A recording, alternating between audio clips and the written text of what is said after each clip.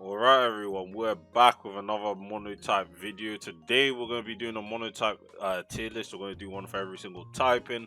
I'm going to be starting off alphabetical order with Bug. Obviously Bug is the first type on the list. And if you've been playing Gen 9 Monotype, you know Bug is a decent typing in the meta right now. It's not a top typing by any means, but it's not in the bottom half of typings in my opinion in terms of ranking the types in the meta right now. Bug still has some decent options despite using Buzzwole, Pokemon like a Wacronid for the fire matchup and whatsoever. But either way, if you guys haven't subscribed yet, please subscribe to the channel for more content. We're slowly still getting up our subscriber count. So if you guys enjoy the content, subscribe, you'll have a very good time. But either way, let's move on back onto the tier list. And we don't have a lot of Pokemon to really rank in these tier lists because pre-home Generation 9 meta is pretty barren in terms of Pokemon. It's just like Generation 8, if you played at the start of Generation 8, like there isn't that many Pokemon to choose from.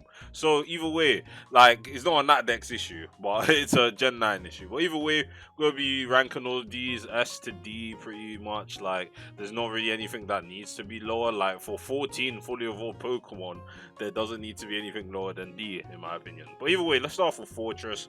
And I can easily place Fortress in A, just because Fortress is one of Bug's bulkiest Pokemon. It pretty much is on the physical defense side, and its steel typing really helps Bug out with his weaknesses. Obviously, it makes it neutral to fly and it makes it neutral to rock. So you know it's not weak to rocks, and flying isn't really in a good position, so that's in Bug's favor. But more and rock is also pretty bad. But stealth rocks is a move that pretty much any type gets, and Fortress is not weak to them, and it's like one of Bug's only removers. So Fortress is having a good time. It also sets up spikes and rocks and T-spikes, so it has access to all three hazards, excluding sticky webs. And Fortress is something that Bug needs, to be honest, in terms of hazard removal. Having a Pokemon that can do that as well. Sizzle has Defog, but having something that can spin as well is quite convenient, especially for a Pokemon that wants to set his own hazards.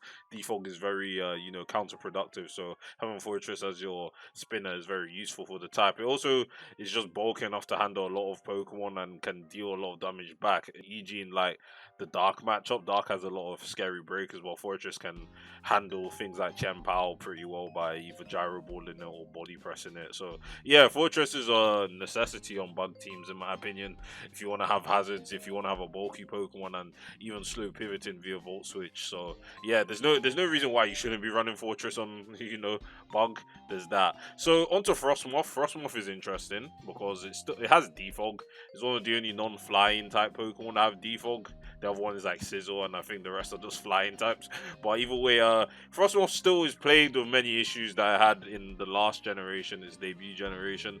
Has an awful defensive typing. Times for weak to uh times for weak to fire and times for weak to rock. So it's pretty much also on heavy duty boots. I mean, that's not the end of the world for Frostmoth. Knockoff distribution is lower this gen, so it's not like things are knocking off his boots. But just having a really bad defensive type in ice really gives you like little resistances, and Bug as well, not really the best defensive type in either. Does have some interesting resists in ground, so Frostmoth is a ground resist, and it does have a good matchup versus ground because it is an ice type Pokemon, but at the same time, again, the defensive type is awful. So yeah, it's really holding back Frostmoth. Is also outclassed as a Quiver Dancer by Volcarona. It has been since the last generation. It's too slow. Its ability is pretty cool. I will say that, and it's tough for me to place it in C because legitimately it does have a niche as a defogger on Bug, but at the same time it's still Frostmoth. Like it's not really a high tier Pokemon, so there's not really much you can do with it. So I'll be placing Frostmoth in C for now. Like depending on where I place everything else, like Frostmoth could go up to B, but right now like it is not really that great of a Pokemon. A lot of Bug teams aren't running it because you don't really need to run it, and yeah, it's outclassed by Sizzle for defog. Fortress is a more consistent spinner as well compared to Frostmoth's defog. So yeah, and it's just the defensive typing really lets it down. So Heracross is easily A. It's Heracross for crying out loud. Like, it's one of Bug's strongest Pokemon on the physical side now. It is facing some competition with Slitherwing, but both of these Pokemon have different roles to really run, to be honest. Like, Heracross is a better Scarf in my opinion because you have a higher speed tier, but Slitherwing does have U-turn, so there's always 1v1 situation in terms of which one you want to run. At the same time, like I do prefer Heracross as a Scarfer. Again, like I said, it's faster, has Moxie to boost its attack, and it does have snowballing potential that Bug frantically needs in certain matchups. Like, if you have a Scarf Heracross against like a dark team with like no Chi-Yu, like, or they're not running Scarf Chi-Yu, Heracross will just win that. But but Bug already has a good matchup versus Dark anyway because of Pokemon like Lockix and whatnot. But having it against any other typing, like the snowball potential is pretty insane for Bug, and it gives Bug a lot more offensive pressure. But yeah, Heracross is really only a Scarf on Bug. Like I have seen some Flame Orb Gut set, but in the HO meta, slow or average speed breakers are never really that strong. So because there's a lot of things that are faster. Power creep is a thing. Like Guts Heracross hits hard. It does hit hard. It's almost as strong as like a energy booster or booster energy Slitherwing, but at the same time it's slow, it's easy, it's not the bulkiest Pokemon, so especially with a Flame Orb. So Scarf Heracross is obviously his best set, and definitely one of Bug's, if not Bug's best Scarfer in my opinion. Kricketune on the other hand, this is another C rank Pokemon. Like its only niche is webs, and even then Masquerain is the premier web setter on Bug, and even then webs isn't that strong for Bug. Like you don't need to run webs on Bug, and you're wasting a slot on, like, Masquerain is fine on Bug. Like if you decide to go, oh, I'm not going webs Masquerain, like it's a decent slot on Bug, which I'll be speaking about after I speak about Lockix. But at the same time, yeah, like Kricketune is not the premier sticky web set, and outside of that, it's an awful Pokemon. I'm low-key wanting to put this in D, but at the same time, there are worse Pokemon than Kricketune. So C rank it goes. Lockix on the other hand, definitely putting Lockix in S. It's the defining Pokemon on mono bug teams. Having a bug team with no Lockix is a bad team already with Bug. Like Lockix does so much for the typing is insane. Bug, of course, as you know, is resisted by 7 whole typings. That's almost half of the entire list of typings. Yet it has an ability Tinted Lens, which ignores Bug's biggest flaw, its offensive potential. So Lockix can literally just come in and revenge kill anything in the tier that doesn't ×4 resist Bug already. So Lockix is a must on Bug teams. Its first impression is very, very useful. It also has solid priority in Sucker Punch as well. It's able to handle the Ghost matchup for Bug. Is able to handle the Psychic is bad, but you get my point. Like you get past the types that resist Bug that are very, very strong in the meta, e.g. Ghost, e.g. Fairy, and first impression really hurts those Pokemon a lot. So Lockix is definitely a S tier Pokemon on Bug. It does so much for the typing. Masquerain. Now Masquerain is interesting because I don't think it's on the same level as Frostmoth and Kricketune. It is the premier web setter if you want to go that style, even though I don't really think it's that good. Well, at the same time, Masquerain is definitely a better Pokemon than Kricketune, and it's potentially better as like a offensive Pokemon than Frostmoth because you're faster. Masquerain is still a very frail Pokemon, don't get me wrong. Even with Intimidate, it's not taking physical hits well whatsoever, but at the same time, it does have QD potential. It does have some interesting coverage with Hydro Pump, so is able to threaten some is able to threaten Rock. Again, Rock is kind of bad, but particularly Ground is one that's interesting, like especially if Clodsire is dead, like Masquerain can really clean up potentially. But again, it's reliant on heavy duty boots. Again, it's not really particularly a strong mon. As you can see there, there's only so many good high tier bug type Pokemon that the rest are just kind of falling behind in comparison. But either way, Masquerain is definitely a B tier Pokemon in my opinion.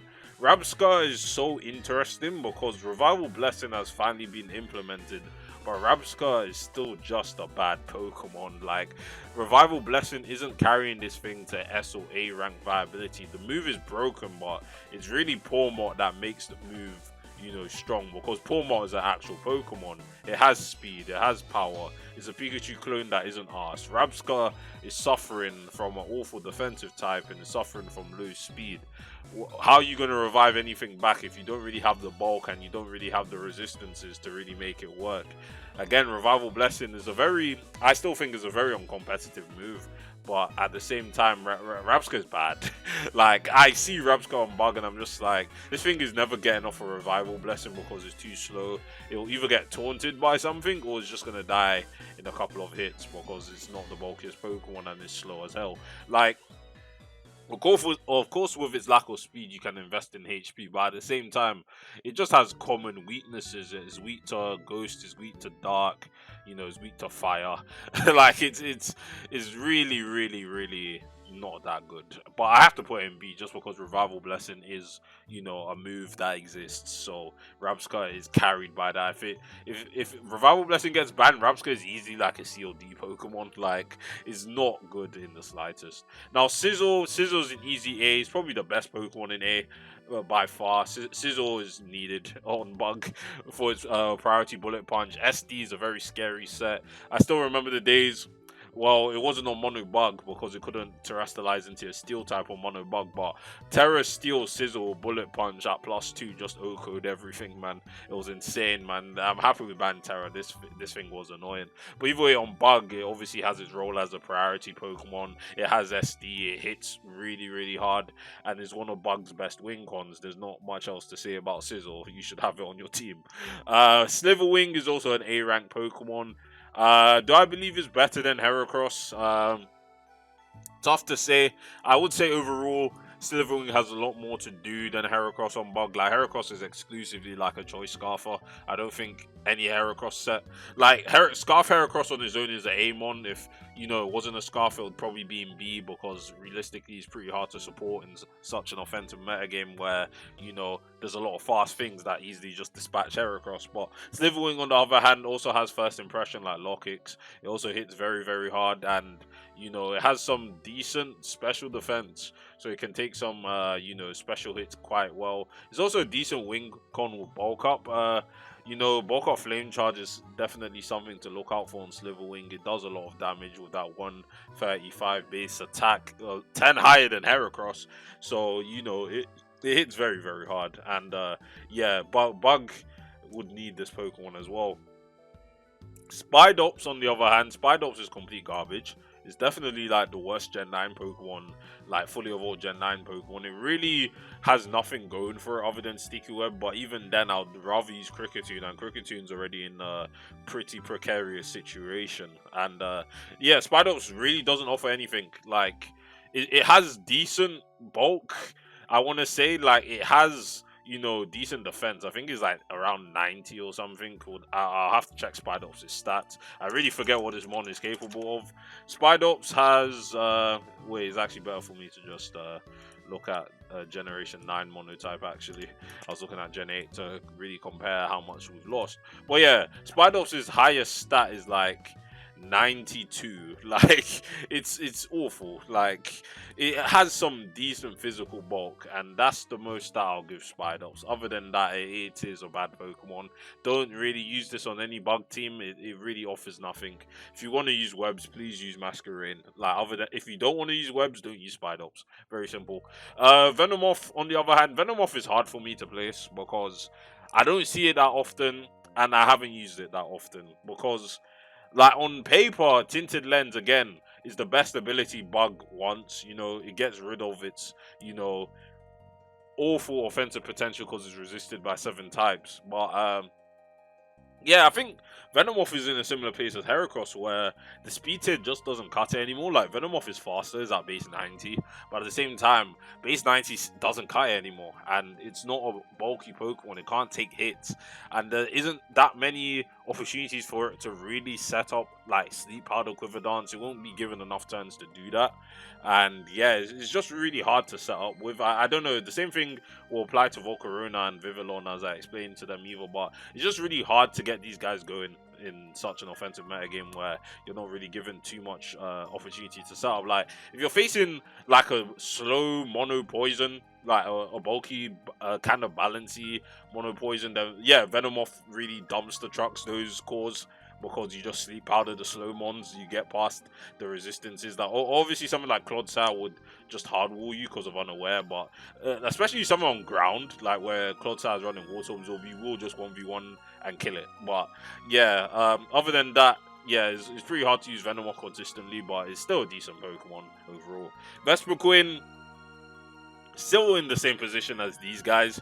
Like these four, Frostmoth is definitely better than these guys. Like, but I don't want to put Frostmoth in B. But yeah, Frostmoth is definitely better than these guys. Imagine there's like a huge gap between Frostmoth and these three. Like, Vespiquen is bad.